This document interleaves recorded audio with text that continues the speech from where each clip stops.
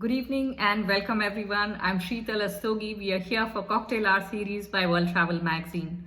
Thanks for joining us today. I hope you all are healthy and safe. If you've been to Rome at least once, I'm sure you have visited beautiful monuments and tossed a coin in the Trevi Fountain to ensure a comeback to this eternal city. Once the borders reopen and I'm able to visit Rome, I would want my escape to be filled with authentic experiences and true Roman hospitality. And with that in mind, I would like to bring spotlight on Dorchester Collection's Hotel Eden Rome, an iconic address that's very much new at 130 years since establishment in this centuries-old city. We have Roberto Saccano joining us from Hotel Eden to get our journey started. Hello World Travel Magazine viewers, welcome to Roma. My name is Roberto Saccone. We are today at the Hotel Eden, part of the Dorchester collection, and I'll be guiding you in a tour of Rome comfortably without having to move from the hotel. Starting from our right, the beautiful Villa Medici and its gardens. In the ancient times, this was the site of the gardens of Lucullus. Then moving left, we can admire the legendary Trinità dei Monti, right on the top of the Spanish Steps, just few minutes walking from us. And going further, we can see the Dome of St. Peter's heading over the Vatican City. On the back of the Vatican, we have the Janiculum Hill, which, although it's the second tallest hill in the city, it does not figure among the proverbial 7 hills of Rome, being west of the Tiber River and outside the boundaries of the ancient city. Then moving left, we can see the white stunning building, the Altare della Patria. This is the national monument built in honor of Victor Emmanuel II, the first king of unified Italy, and it's located between Piazza Venezia and the Capitoline Hill.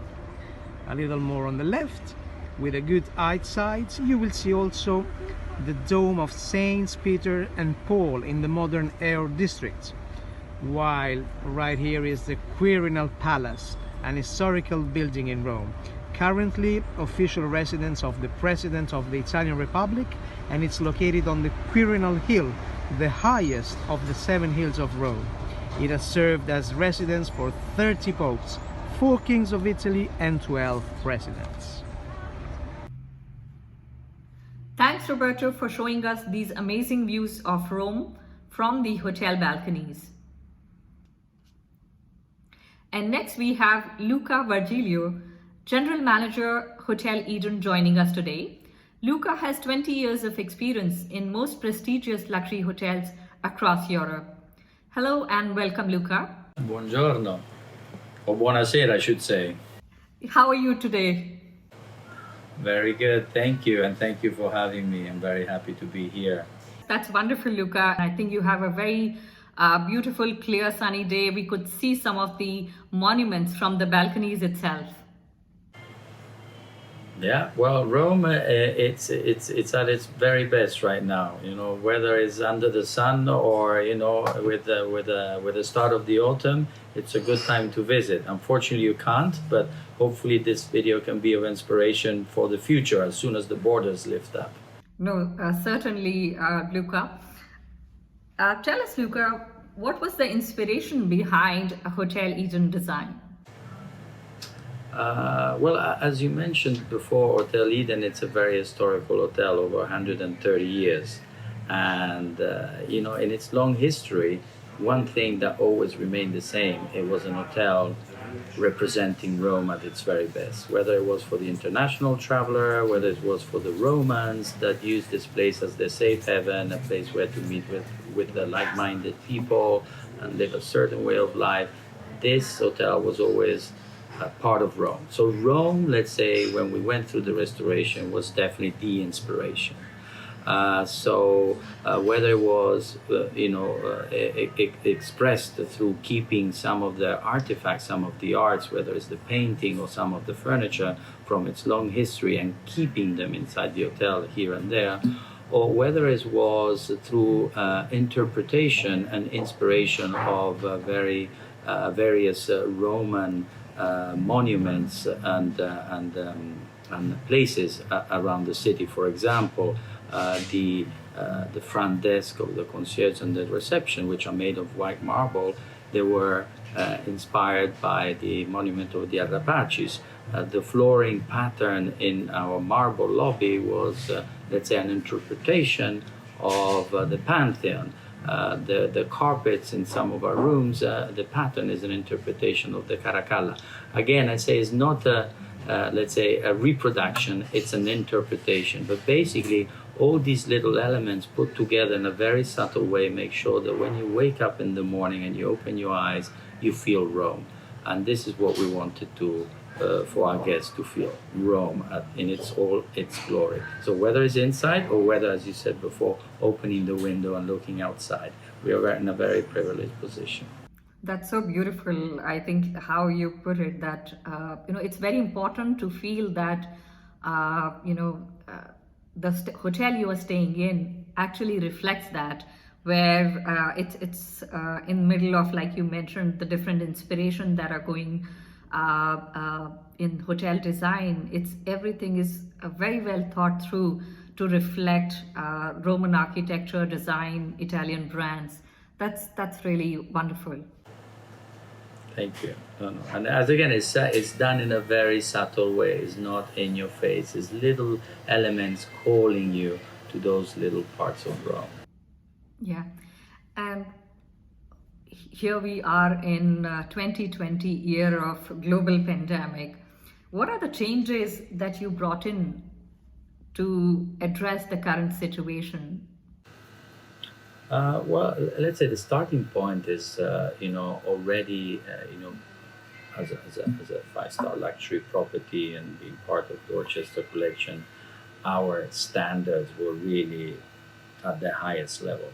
So we didn't need to reinvent the wheel. Let's say we had already a great starting point. We only just have to, let's say, implement some, sanification protocols. But what we did, and I think it's very important, is we're lucky. We work we have a lot of staff in our hotels. It's staff that we retained throughout the whole pandemic. They make sure that all the safety procedures are taken in place. So you won't see somebody spraying around, but it's 5 people maybe cleaning all the different touch points. So every hour, every part of the hotel is being sanitized, but again done by people, not by machines. And then you will never see, let's say, marks on the flooring saying keep the safe distancing, keep this, keep that. That is done all through us. It's all done through people. So you still live a 5-star experiences. It's done very subtly, and you don't feel you're coming in a hospital. And if it weren't for, actually, where's my mask? I think exactly. If it weren't for us wearing this, you wouldn't know that anything has changed. But you can feel very, very safe that all the safety procedures have been taken care of. Right. And you mentioned about the location, and we saw some of the views from the hotel. What are some of the highlights of hotel's neighborhood? We're very lucky. We're in a very privileged position. So this part of town used to be, let's say, belong to Julius Caesar's, and we are kind of, as Roberto was able to show you, sitting on top of a hill, and we command great views of the city. And because it's such a great spot of town, here is where a lot of noble villas and palazzos were built. So we have our neighbors is Villa Medici that belonged to the Medici family, and then it was when Caterina de' Medici married Napoleone Bonaparte, it was his residence here in Rome. Then we have Villa Ludovisi Boncompagni that for over 600 years belonged to the Ludovisi Boncompagni family, which they had several popes in their family, and that was the main hub. And then of course Villa Borghese, who doesn't know it, which is a very famous villa, and now it's one of the most amazing parks in the city. So we are in a residential neighborhood surrounded by beautiful gardens of these great villas. So we have the peace and quiet, and yet 5 minutes, literally 5 minutes, you are in the Spina Steps walking, or another 5 minutes walking, you are in the Trevi Fountain. So we are in a little oasis surrounded by beautiful gardens, calmly watching over everything that Rome has to offer and its landmarks, but we are very, very close by to everything that you want to visit in the city. That's amazing. I feel as if I'm reading a history book, and every time I step out, I have something interesting to watch. So I'm sure you'll have a library where we could read and step out. A lot. And actually, I forgot to mention, we're right close to the Via Veneto, which is where everything happened, you know, in the period of the Dolce Vita. And the Hotel Eden was the hub for all the artists, all the, you know, Federico Fellini used this like his local place to give interviews or to meet with friends or to discuss of his movies. So really, we're in a great part of the city where a lot of the history of the city, recent history has been, and past history has been written, let's say. I think guests like me can spend days and weeks and still not be able to cover and really scrape the surface of what this beautiful city has to offer. Rome wasn't built in a day, so definitely you can't visit it in a day, you know? True, absolutely. Luca, what are some of the hidden experiences that you would recommend, post-COVID when people start traveling, that are not really just the famous landmarks, but beyond that? So exactly, Rome, there's the classics that you need to visit as a first timer maybe, but there's so much more. So for example, a lovely place that is often not thought of when visiting Rome is Palazzo Barberini, which is really very close to us, and it's a beautiful museum that holds one of the many great arts of Raffaello. And that's definitely some place that, you know, in any other city would be, wow, we need to go there. But in Rome, because you have so many great choices and beautiful things, is often forgotten of. But that's definitely a place that would inspire many people. Another, let's say, out of the beaten track experience, it's, I would say, it's the I don't know how to say it in Italy, but it's the every day at midday there is a cannon on the hill of the Gianicolo, which is on the other side of the river Tiber from where we are, but it's a lovely hill. It's one of the 7 hills of Rome, which commands great views across the city. And this is there every day at midday. There's a cannon that shoots to say right now is midday, and that's a tradition that has been going on since 1847, when Pope Pius IX basically said, because in those days there were no watches, nobody had watches, so he said, okay, this is the time, this is midday, so everybody knew that when they heard that noise, that was midday, and that was, let's say, the way they kept the time across the day. So that's another experience that not many people know of. But again, Rome, it's eternal. Rome has so much to offer, and as I say, it's eternal because you don't know when it starts and when it finishes. And it's not just about the past. So, for example, we have great museums. For example, one of my favorite one is the Chiostro del Bramante, which has great exhibitions. And right now, there's an exhibition with over 120 works of Banksy, and as you know, Banksy is one of the most renowned contemporary artists.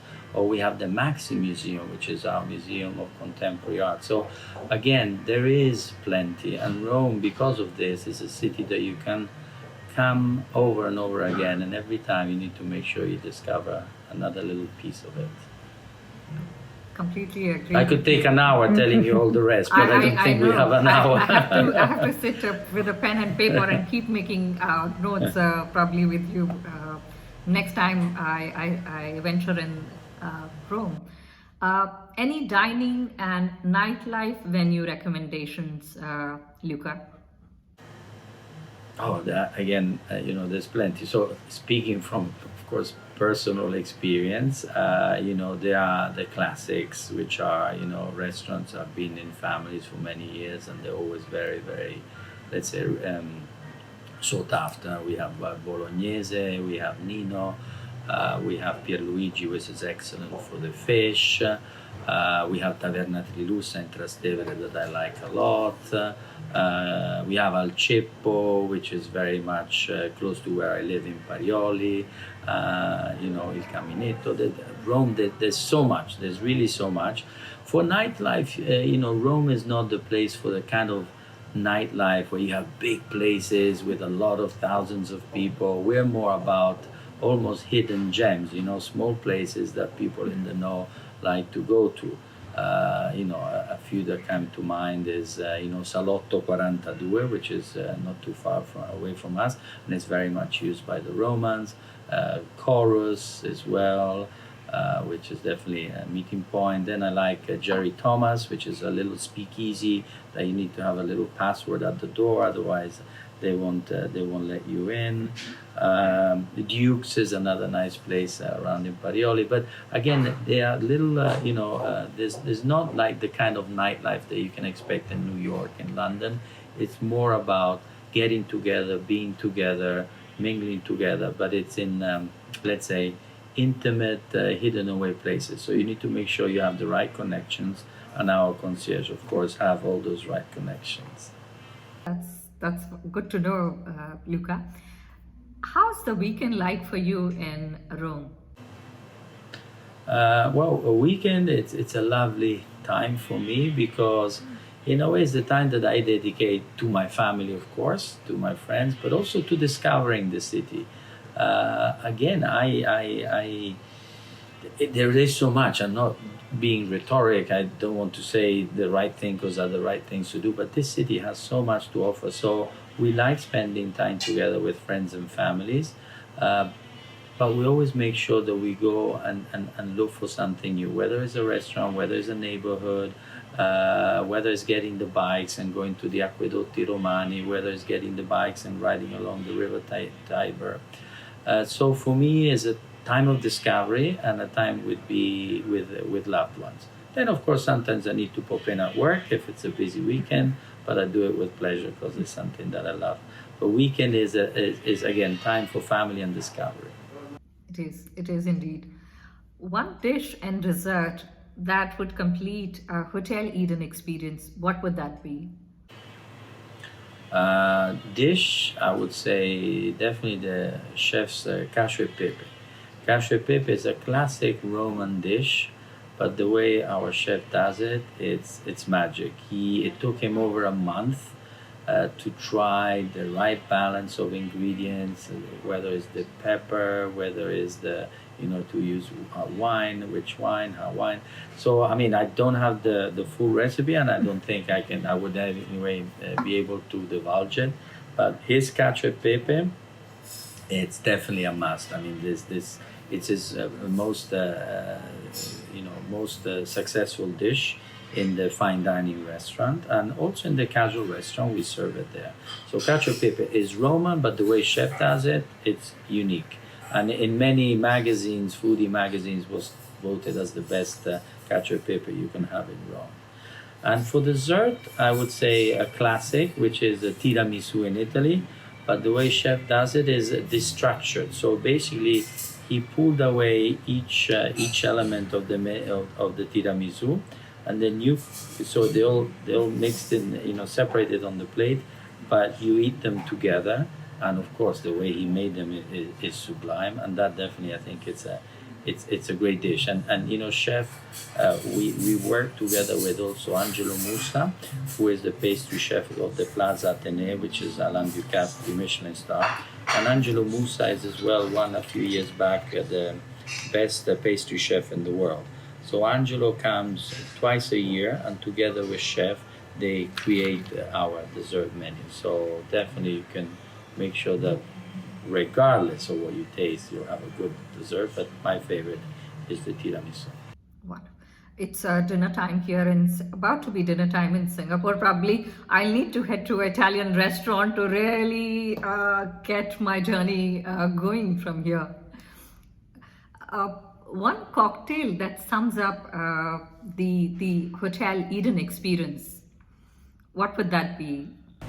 I think as we are now actually sitting on the top floor of the bar, I would I suggest we go and see Mirko, who is our head barman, and maybe he can help us out there. Good morning, direttore. Come stai? Very good, thank you. Good. Allora, the question is a cocktail that represents Hotel Eden. Hotel Eden and Well, we have plenty, but what do you feel like proposing today? Well, the cocktail I actually choose for you today is called Gentleman Agreement.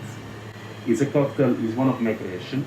It's a cocktail which I think it matches perfectly the demography of the director and slash businessman. Well-educated person, used to travel a lot for business and pleasure, and most important, someone with a long life story to tell. That's the idea Bellissimo, here. I already want to drink it. Let's make it.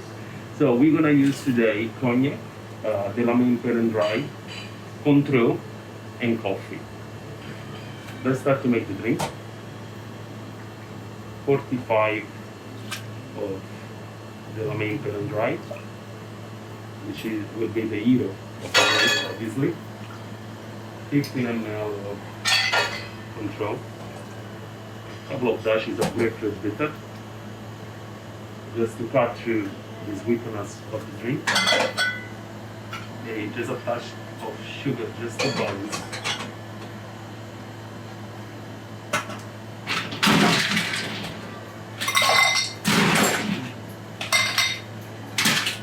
You will probably think, what is the coffee, huh?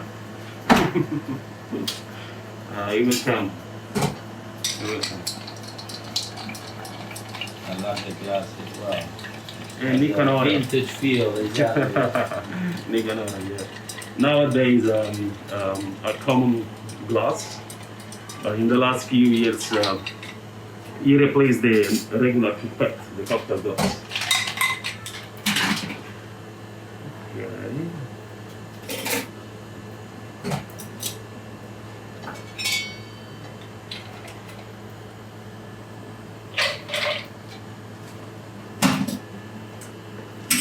Okay, here comes the coffee.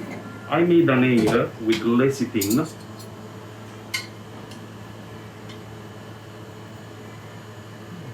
For you, I don't want the coffee to overpower the drink. I just want it to have that little sense on your lips. So as soon as you're gonna touch the coffee, the air, you're gonna feel the coffee on your mouth, and the brain is gonna prepare to have that type of coffee notes.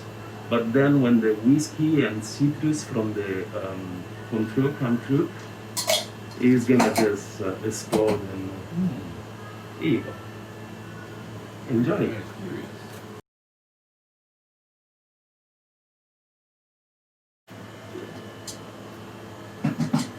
Molto buono. Molto buono? Yeah, truly gentlemanly drink. I like it. No, I can't drink it all because I need to work. No, Still a little bit, but here we go. But thank you, Mirko. Thank you, signori.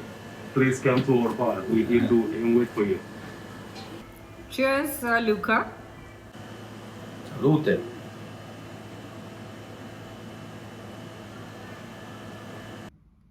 Luca, can we take a quick tour of the hotel? Absolutely. I will leave you once again with Roberto to give you a quick visit, and then I will see you hopefully in a bit for our goodbyes. Okay? A tra poco. Thank you, Mr. Virgilio. Let's start now the tour of our beautiful hotel.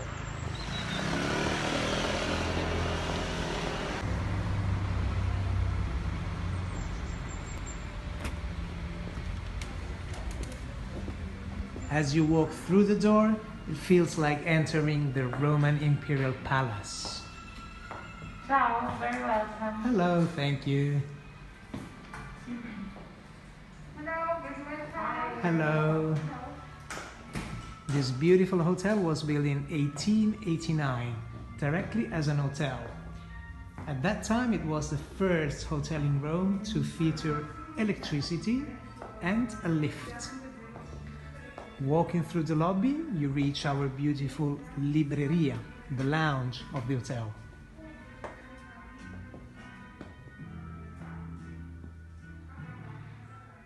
And in the libreria we have a secret. Let me share it with you.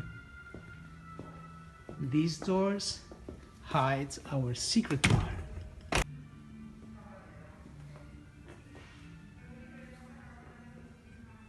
Between 2015 and 2017, the hotel went through a huge restoration project. Everything has changed. Our rooms, our common areas, our rooftop restaurants, everything was involved in the renovation. We have now a spa, but most of all, with the renovation, we have reduced the inventory of our rooms. From 121, we went down to 98. This is because we wanted to give more space, more comfort to our clients. And within these 98 rooms, we have 30 suites, inclusive of 4 top signature suites. Let's discover together one of them, our presidential suite, Villa Medici. Welcome to the Suite of Dreams. With its 125 square meters, Villa Medici is the second biggest suite of the Hotel Eden. Here is your personal office. But when you need a break, here's your private bar. The latest technology here merges perfectly with the vintage one. Here, in fact, is our vintage vinyl player with our beautiful collection of songs from the 60s, 70s, and 80s. Villa Medici has a total of 6 French balconies. 3 of them are in the living room, 2 are in the bedroom, and 1 is in the bathroom. Kings and queens from here have admired the view, and now it's yours. From here, the city of Rome is literally in the palm of your hands. And from the bedroom, as we walk through the generous walk-in closet, we reach the stunning bathroom with this opulent marble.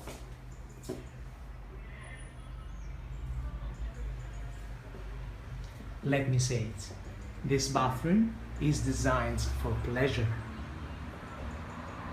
Last but not least, a powder room is available for your guests. And one more thing, the door behind me connects Villa Medici Presidential Suite with a junior suite, and the junior suite is connecting to a prestige room. So in total, Villa Medici can be turned into a 3-bedroom suite. Well, it's all from my side. Goodbye to all of you, and Mr. Virgilio, back to you. Ciao! And that was Roberto taking us through the hotel with the lobby and the villa with the views. Luca, back to you. Before we wrap up our today's session, do you have any message for our viewers? Is one very clear and simple message. We're waiting for you. When you're ready, we'll be waiting. Do travel. As I said, if anything, this period of lockdown or kind of slowing down for us all has let's say given us the time and opportunity to get ready to welcome the international travelers. Rome right now is at its best.